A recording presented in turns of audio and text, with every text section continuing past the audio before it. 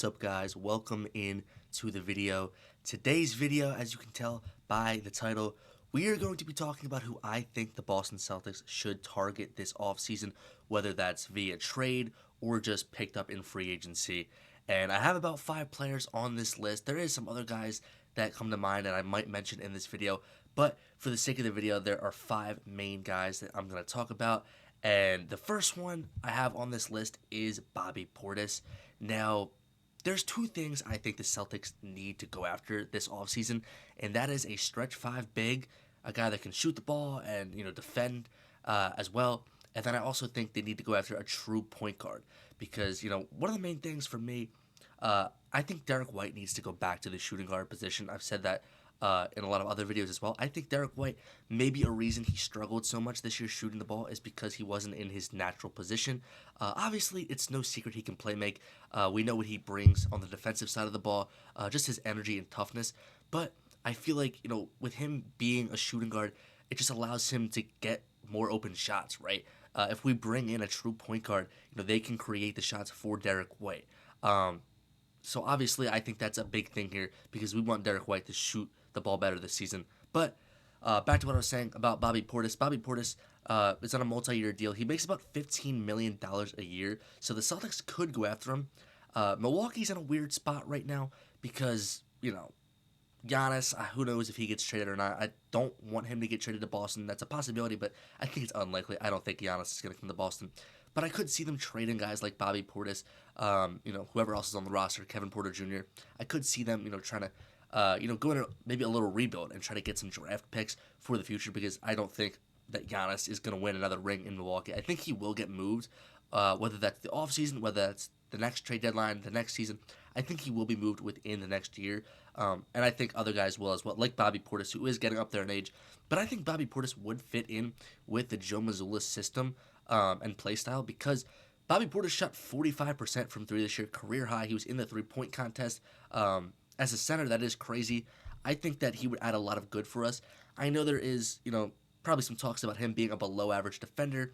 Boston definitely needs a good defender. We saw in the postseason Embiid, walked all over us. But I think, with Neemias Queta staying on the team, obviously we have a team option. I think we're going to keep Neemias Queta. I think Neemias had a really good defensive year. I think that, he can always improve as well. I think he's going to get even better this year. I think the main thing was the foul trouble issues, right? I think when he was in the game guarding Embiid, he did a solid job. I think he held his own. I just think the foul trouble, it kept him out of the game.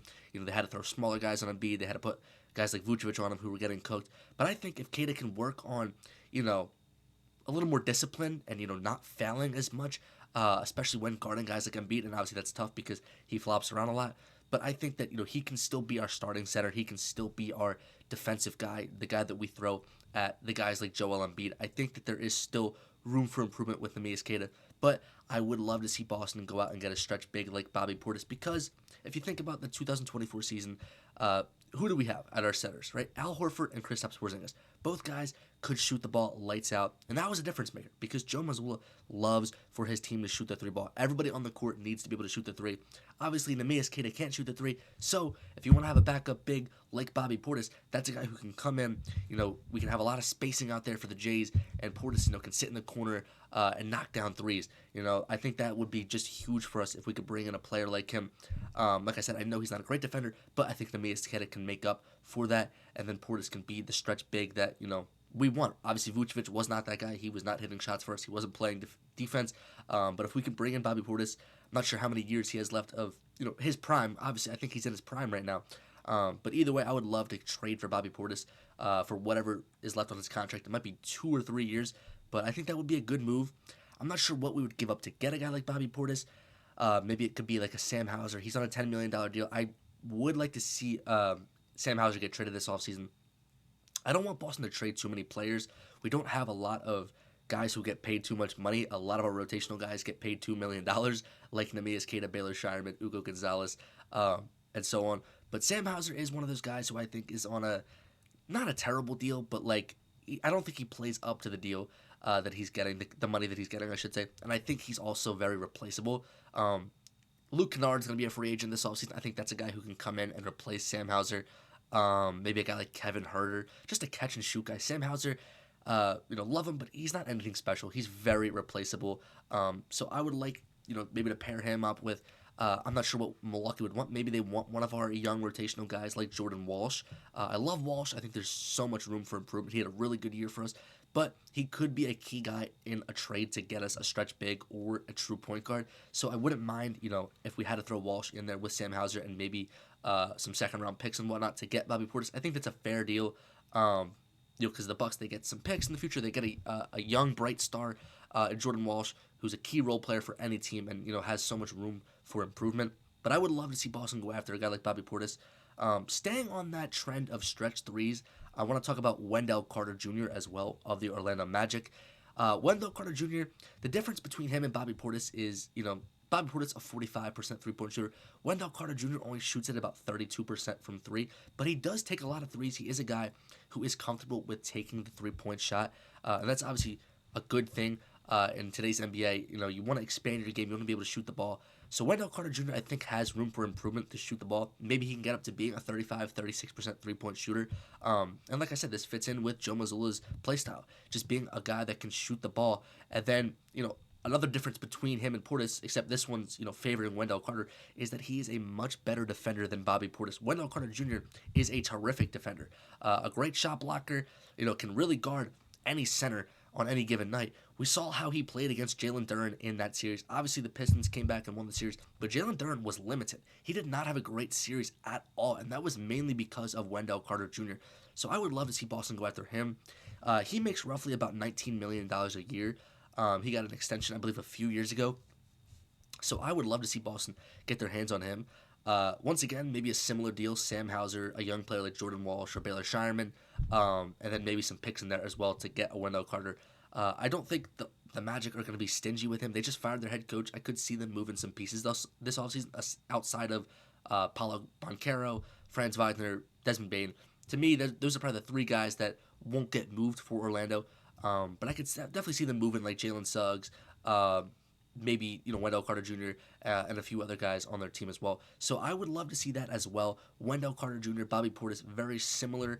Wendell better on the defensive side of the ball, and Bobby Portis a better three-point shooter. But at the end of the day, it's a stretch big, and that's what I do think Boston should look to add this offseason, just to kind of fill what Al Horford and Porzingis gave us. Obviously, no one's going to give us the size Porzingis gave us, but at the end of the day, I think these two could really help fill that void that we were missing this year while not having those two players.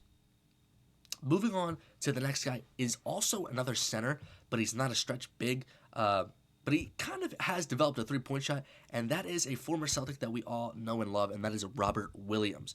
Robert Williams becomes a free agent after this year, played really well for the Portland Trail Blazers. Obviously, we know why he got traded.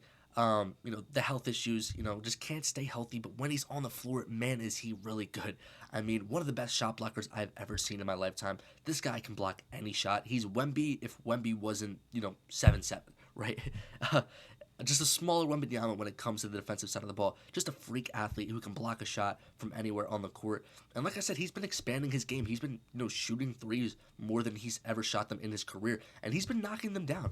Kind of like Andre Drummond in a way, just working on that corner three, being able to hit that. So I would love to see Boston bring him back on like a team-friendly deal. I don't think Robert Williams is going to get crazy offers this offseason just because of the health issues. I don't think that he would go back to Portland because, they do have their center of the future in Donovan Clingan. Unless Robert Williams, goes back on a cheap deal, becomes a backup center. But I think that, there would be some mutual interest in both the Celtics and Robert Williams because, he loved playing with Boston. That's the team that drafted him, took a chance on him. Obviously, he went to a finals with us in 2022, and I think he views this opportunity as unfinished business, right? Because I think that Robert Williams would love to be able to go to another finals and this time win it with Jason Tatum and Jaylen Brown and company. So I would love if Boston was able to bring back Robert Williams. The only problem with this would be, him and Neemias Queta would be very similar to each other. We've heard the comparisons all year between them, right? Both very athletic, both very great around the rim, just being huge lob threats. And then, like I said, on the defensive side of the ball, great shot blockers, just great defenders, on-ball defenders. So that might be a little bit of a problem. Obviously, it's never a problem to have too much defense on a team, but we wouldn't really have that stretch big aspect, like I was saying with bringing in a guy like Bobby Portis or Wendell Carter Jr. Like I said, though, Robert Williams has been expanding his game, shooting the three ball a little more, but he's not exactly what I'm looking for in a stretch big, for this upcoming season. But if we can't make a trade for a stretch big, if we can't sign a stretch big, I was looking at the free agents. There's not many good stretch bigs available. Just not really there. So Robert Williams is a guy that is going to be a free agent. Like I said, he doesn't really meet the criteria of a stretch big. But if we can't sign a stretch big, we can't trade for a stretch big. I think that bringing back Robert Williams would be awesome, especially because the Celtics fans love him. Like we all love Robert Williams. So I think it would be cool if we did bring him back this offseason. So that's the three guys that have at the center position, with two of them being guys we'd have to trade for, and then one of them being a free agent in Robert Williams. I have 2 point guards next, and the first one I have is Russell Westbrook. Now, I know this one's a little crazy. Russell Westbrook is up there in age. He's a free agent. He's a guy we could probably get on a minimum deal, a vet minimum. He wouldn't be expensive at all. Just hear me out on this. I know Russell Westbrook has his history of some bad shot taking, maybe some drama and whatnot. I think Westbrook to the Celtics would be the ultimate move for him and his career right now. He just had a really good year with Sacramento. He's showing you that he can still play at a high level. I just think if he comes to a contender like the Celtics, an organization like the Celtics, the culture that we have with Brad Stevens, Joe Mazzulla, and everyone else, I think Russell Westbrook, would play the most disciplined basketball of his career. I think that he would, contribute as much as he can to winning. Because let's be honest, how many years does he have left in this league? Probably not too many. You know damn well he wants to win a championship. If he comes to Boston, I think he's gonna have his sights set on that, and he's gonna play, the most important basketball of his career. And I think that, he's willing to sacrifice whatever it takes. And obviously, at this point of his career, he knows he's not a number 1 option. He knows he's not a number 2 option, right? But I think him coming to this Celtics team would add a few things. The first thing being, obviously he's terrific on the defensive side of the ball. He always plays hard. He dies for the loose balls. He's always been like that, right? And I think that's exactly what we need. We need, obviously, a guy who wants to play hard, die for loose balls, play terrific defense, and complement Derek White in that backcourt. And I think that is exactly what Russell Westbrook is. He's also a terrific playmaker. This is a guy who's averaged, 10 assists in multiple seasons. He's still averaging 7-8 assists per game in the minutes he's getting with Sacramento. So, we get playmaking, we get defense. So then it really comes down to, can he shoot the 3 ball? Obviously, Russell Westbrook has been an inconsistent 3-point shooter his entire career. Shot it at, I think, 33 to 34% with the Kings this year. Not terrible compared to what he's shot in previous years.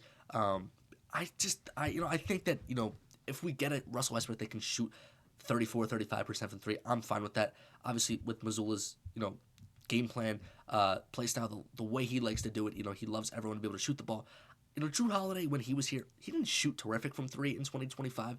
I think he shot it at about 34, 35%. Derek White shot it at 32% this year. So we're not really asking for everyone in the lineup to be a 40% 3-point shooter.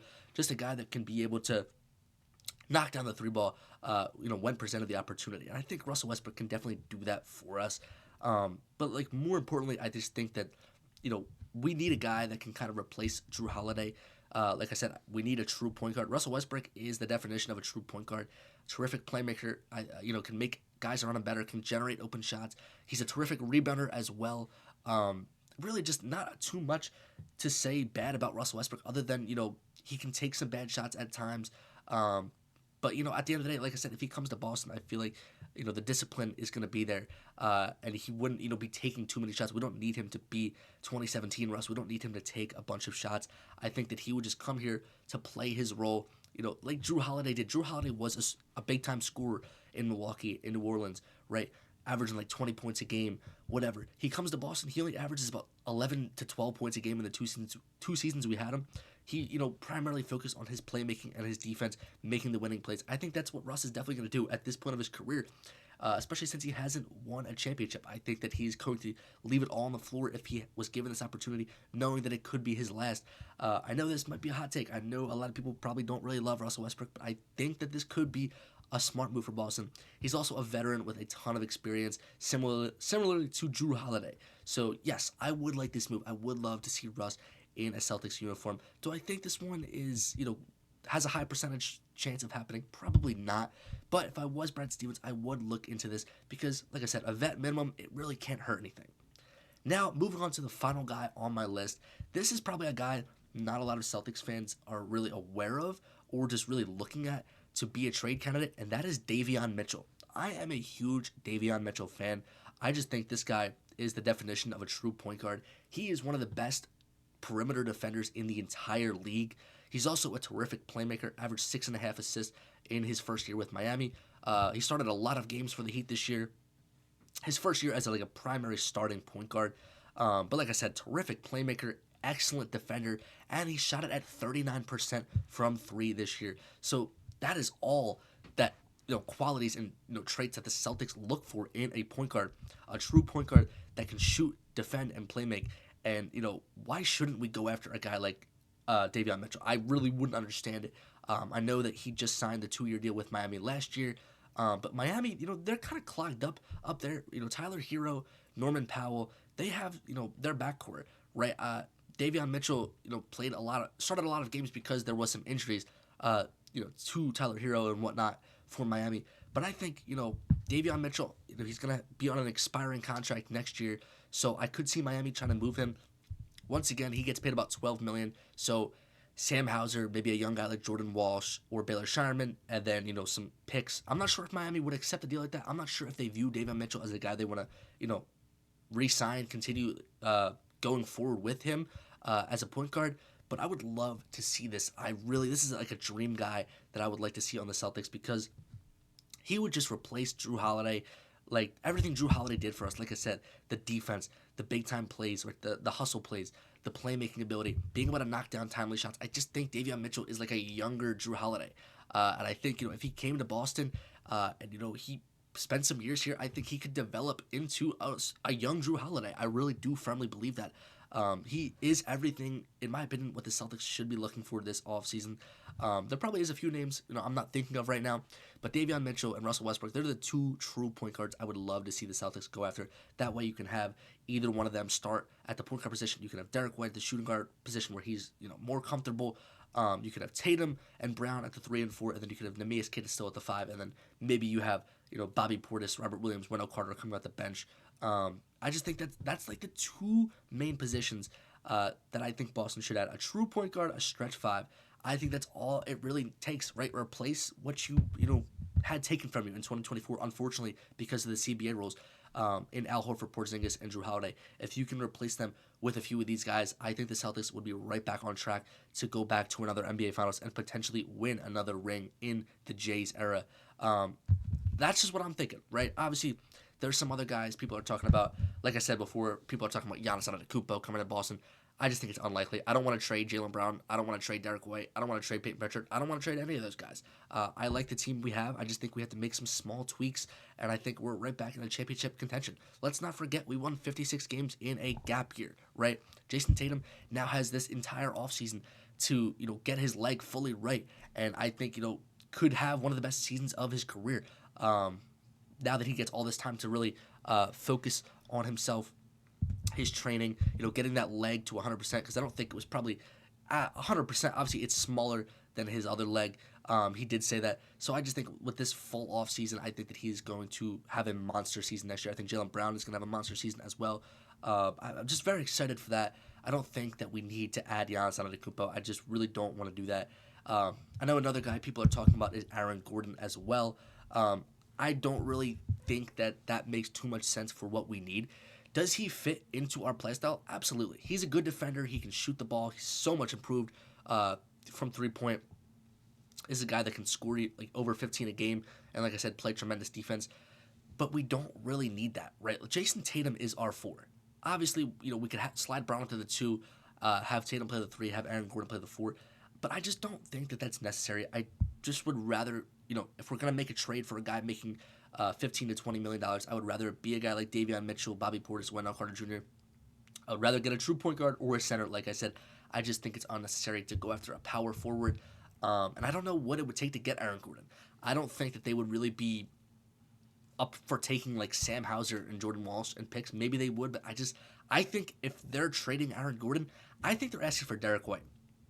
And there's no way if I'm the Celtics front office, if I'm Brad Stevens, I'm not trading Derek White for Aaron Gordon.